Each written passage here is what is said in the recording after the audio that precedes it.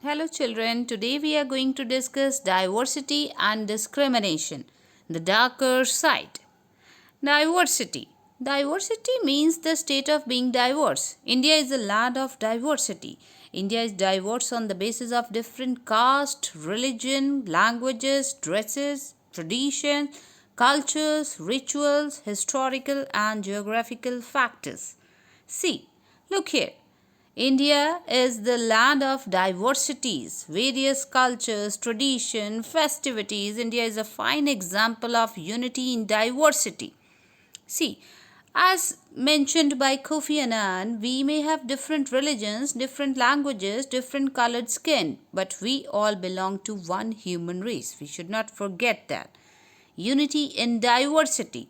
See, India is an incredible example of diversity. Diversity in various colorful festivals, cultures, dresses, costumes, languages, religions, flora, fauna, but still, India is a fine example of unity in diversity. Now, this phrase has been quoted, unity in diversity phrase has been quoted by Jawaharlal Nehru, our first Prime Minister of India, for the oneness of the people of India. But it's a sad reality that diversity is not celebrated everywhere. Diversity is not celebrated. This is because we feel safe and secure with people who look, talk, dress, and think like us. A lot of biasness and discrimination is possible due to prejudice and stereotype. Now, what is prejudice? The picture has very well defined that it has put up a mask on our eyes. We are blindfolded with prejudice. Now, what is the meaning of prejudice? Prejudice simply means to judge other people negatively or to see them as inferior is known as prejudice. This is a strong, unreasonable feeling of not liking or trusting somebody, someone, or something, especially when it is based on gender, race, or religion, etc. See, look here the example. I refuse to be the friend with Southerners. Don't you think that they are so horrible? Here the girl is having the prejudice regarding the people who live in the southern part of the country.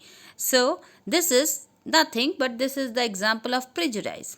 Now, these are the areas of prejudices: intolerance, unfounded opinion, racism, bigotry, then preconception, bad opinion, discrimination, hatred. Next term comes stereotype. Stereotype means when we fix in our mind a particular image for a particular kind of person, that is known as stereotype. When we imagine the society has a particular mindset for each and every role, that this role should be played by a boy, this role is to be played by a girl. This is an example of stereotype. Now, in the picture shown here also, all the blue colored things are shown to be played. These are the roles to be played by the boy. While the pink color things these are the roles to be played by the girl. Now, the girls are supposed to be very much gentle, soft-hearted, emotional, while on the other hand, boys, the mindset of the society is like that they have to be good in sports and they cannot have so much of emotional content and they are rough and tough, while the things are really different. Now, here from the picture itself, we can show what is stereotype. So, here we have already fixed the images and society wants us to fix into that images. Society has already fixed certain kind of images for everybody, that if you are a lady, you have to work like this. If you are a male, you have to work like this. If you are a mother, you have to do like this. If you are a father, you have to behave like this. If you are a child, you have to behave like this. So we have to fix into that particular image. That is stereotype. These are the given example as I discussed earlier also regarding gender stereotype: feminine, non-aggressive, dependent, submissive, passive, indecisive, talkative, gentle, and emotional too. While masculine, aggressive, independent, dominant, active, worldly, decisive, tough, logical, analytical, cruel, blunt. next comes the stereotype in ethnicity. Ethnicity based upon nationality also, we are having the stereotype that this particular nation, if you belong to that nation, then these are the qualities you must be possessing. While on the other hand, that is absolutely not real. The real things may be distinct from our stereotypes. Now take few example. Suppose Pakistani example is the best one here, that's given in the last. Pakistani people are believed to be more of terrorist, dirty country and deceiving. If you are Muslim, mainly people think that they can deceive us, or they can behave, mostly the people, if they are the terrorists, they must belong to this category, of this Muslim category. So here comes the next term, discrimination. Now, discrimination means that proper equal opportunities are not available to everybody. That is known as discrimination. It is a sad reality. The picture also reflects the similar things. Even if you are possessing equal kind of things, then also the opportunities are not available to you in that equal manner. Discrimination happens when people act on both their prejudices, preconceived notions, and then fixing of images in the minds, that is the stereotypes. Now here I have mentioned one of the workplace discrimination.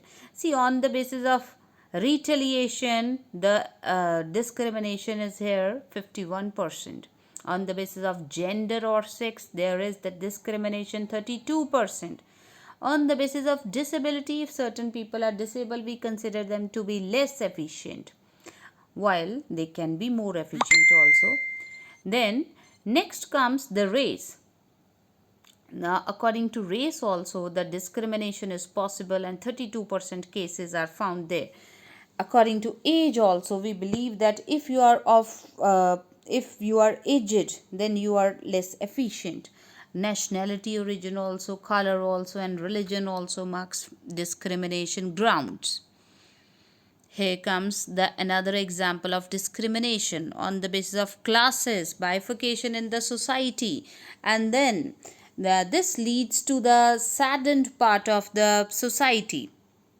Here comes the types of the discrimination according to the sex, according to nationality, religion, ethnicity, age, race, gender, and this is how it is manifested in the society in the form of education, libel, corruption, housing, crime, speech, etc.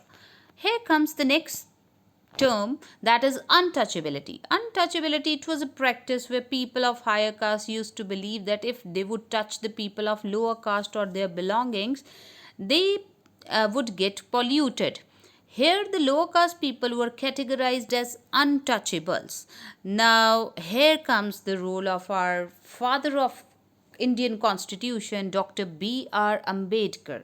Yes, Dr. B.R. Ambedkar was considered to be the father of Indian Constitution. He is still the father of Indian Constitution.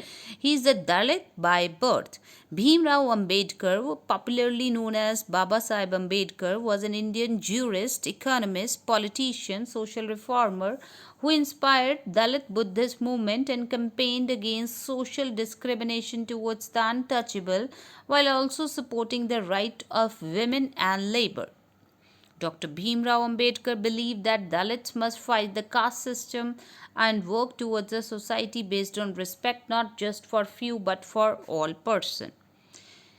Here, the Constitution of India was framed by various personalities, the freedom fighters, Dr. Bhimrao Ambedkar being considered as the father of Indian Constitution. Various other dignitaries were the framers of our Constitution. Now, what is this Constitution of India?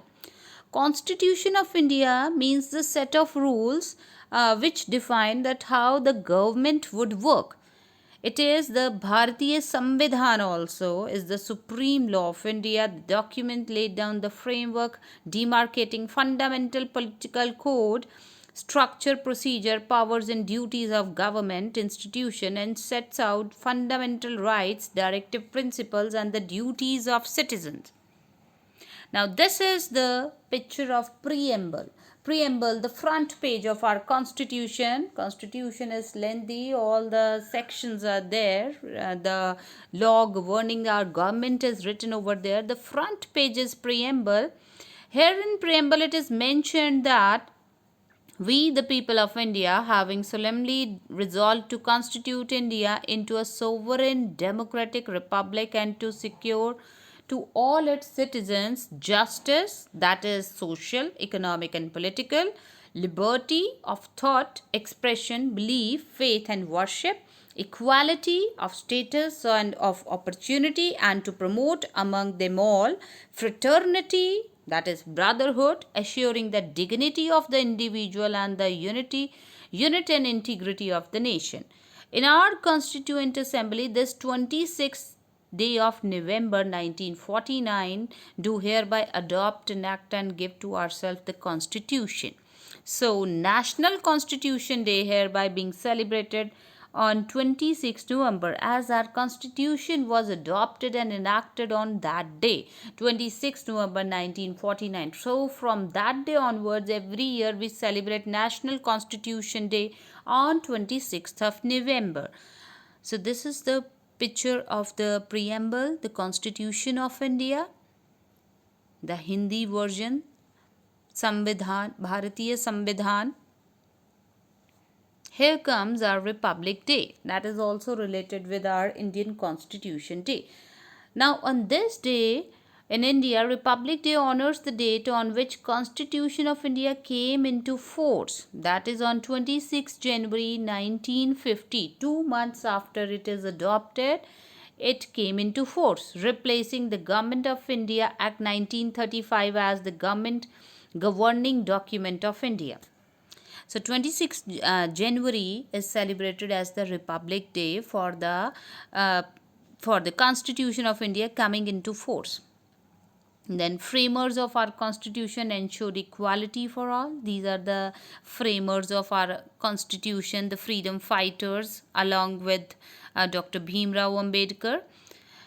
Though our constitution has ensured equality for all, equality is still a value that we have to keep striving for, and not for something which will happen automatically. People's constant struggles and positive actions by the government are necessary to make this a reality. So we have to constantly strive for the equality, although the government has mentioned that every person will get an equal chance, an equal opportunity will be given to everybody. But still, if we find the inequality in any facet, in any field of the country, we have to strive for it. The government will definitely give this right to everybody. It has been mentioned by our Constitution of India. So this is all about this topic. Thank you, everybody.